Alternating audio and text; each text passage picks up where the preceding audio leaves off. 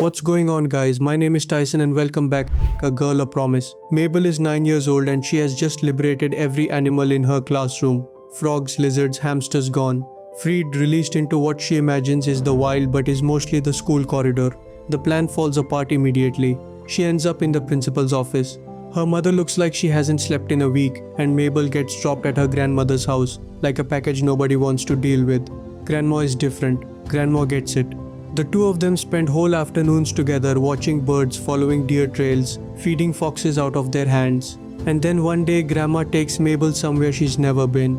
A hidden clearing deep in the forest, a place where animals of every kind gather unhurried like they know nothing can touch them there. Grandma makes Mabel promise protect this place always no matter what. It's a quiet moment, the kind of moment that defines a person. And the rest of this movie is about whether Mabel keeps that promise. Mabel is 19, Grandma is gone and the clearing is 3 days away from becoming a highway. She sprints there the moment she hears, blocks the bulldozers, demands answers, and then Mayor Jerry walks in. Slick suit, easy smile, zero patience for an angry college student standing in front of his machinery. His argument is clean, no animals, no environmental protection, no obstacle. The clearing is empty, construction is legal. Mabel tries to call the animals, nothing comes. The clearing is silent, not a bird, not a squirrel, not a single sign of life. Jerry's crew drags her out, she has nothing. Signatures don't work either. She spends a full day going door to door and collects exactly 0 signatures that matter. Nobody cares about an empty patch of forest. That's when the real problem becomes clear. The clearing isn't empty because the animals left on their own. Something drove them out. And until Mabel figures out what Jerry wins, Mabel interrupts her own class, which is awkward since she's already failed several courses and is somehow still enrolled. The professor pulls her aside and gives her the ecological facts. The clearing lost its beaver. No beaver means no dam. No dam means no water source. No water means every other species has a reason to leave. The whole ecosystem collapsed from one missing animal. The fix sounds simple. Bring a beaver back. The ecosystem follows. The animals return. Jerry's legal argument collapses. Catching a wild beaver turns out to be significantly harder than it sounds. Mabel sets up a trap. A beaver appears, inspects it, and walks away without a word. She follows it. The beaver gets into a car. She follows the car all the way back to her own university campus. Watches the beaver step out like a commuter and trails it into a lab. Inside, her professor is hooked up to a machine, piloting the beaver from a chair. The beaver isn't wild, it's a human mind inside an animal body. The professor calls them theorons. The technology transfers human consciousness into an animal host. The professor has been using it to study animal behavior from the inside invisibly without disturbing the ecosystem. Mabel listens to the entire explanation. Then she asks to try it. The professor says no. Mabel waits for her to look away and switches herself in anyway. The first thing Mabel discovers inside the beaver body, she can't communicate with humans anymore. No voice, no way to explain herself, no way to call for help, she's just an animal. She escapes the lab before the professor can pull her back. An owl grabs her almost immediately. She escapes, lands in the dirt, catches her breath, and that's when she realizes the beaver body gave her something unexpected. She can understand what every animal around her is saying. Every animal she meets says the same thing, get out of here, except one spider who takes pity on her and leads her to a lazy, unmotivated beaver who has absolutely no interest in relocating to a clearing he's never heard of. Mabel explains the stakes, the beaver doesn't care. Then a bear shows up to eat him. Mabel jumps between them and saves the beaver's life, which breaks the only rule in the animal world.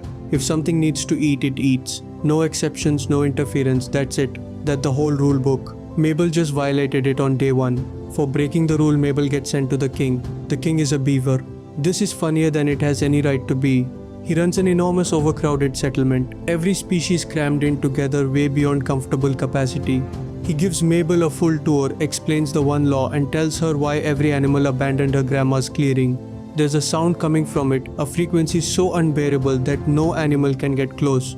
Mabel can't hear it because she's still technically human, and the frequency is tuned specifically for animal hearing. They go to investigate. The animals can't even approach.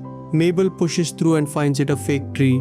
Metal frame industrial speaker hidden inside, transmitting a signal nobody planted there by accident. Jerry put it there, he manufactured the empty clearing. The legal justification, no animals, no protection. Mabel tears the fake tree down. Every animal in the surrounding forest turns toward the clearing and starts moving. They pour back in, dams go up, birds nest. The ecosystem rebuilds itself in real time. The clearing is alive again. Grandma's clearing, the promise is kept. Or so it seems. Jerry finds out.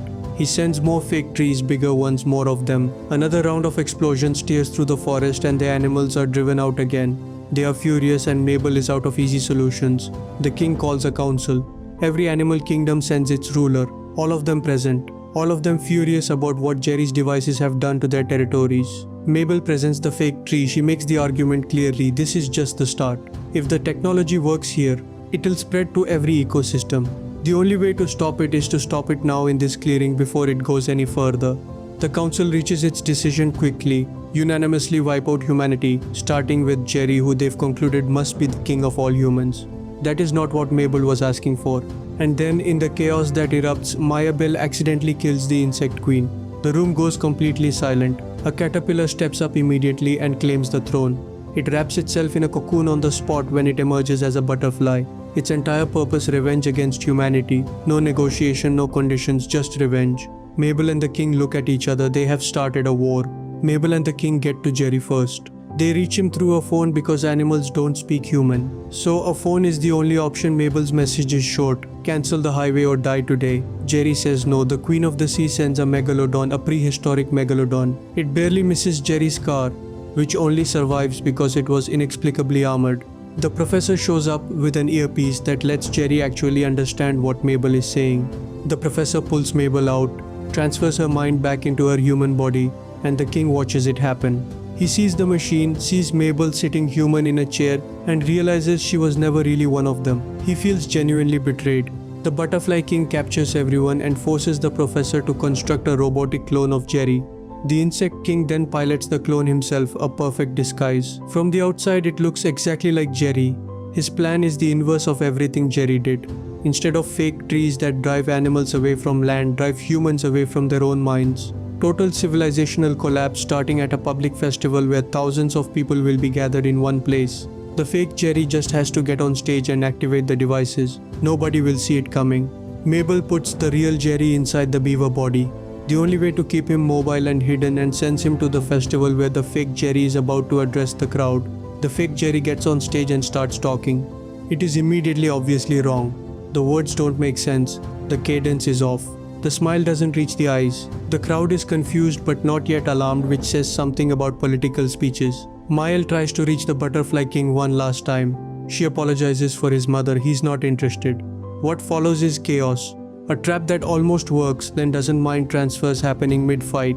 A phone that controls the speaker towers ends up on top of a collapsing fake tree, and both Mabel and the Butterfly King inside the robot Jerry climb after it. At the top of the tree, Mabel grabs the robot's face and rips it off. No face, no facial recognition, no way to unlock the phone. The tree collapses under both of them. The sparks start a fire. The fire spreads and within minutes the whole city is burning. The king is caught in the fire. Mabel goes in without stopping to think. They get out, both of them. But the fire is already beyond the clearing. It's moving toward the city. Thousands of people at risk. Mabel has one idea: destroy the dam. Every animal king agrees. The dam comes down. Water floods the streets. The megalodon helps direct the flow. The fire goes out across the entire city, block by block, until every flame is gone. Jerry stands in the middle of the flooded streets. He looks around at the animals who wanted him dead 20 minutes ago. He has no explanation for what just happened. Jerry calls off the highway. Something shifted in him when the animals saved his life, and he can't quite explain what. The crew switches from demolition to cleanup. The clearing stays. Mabel graduates. The professor offers her a job. When asked if she still sees the king, Mabel says no. They haven't been in touch for a long time. She's lying.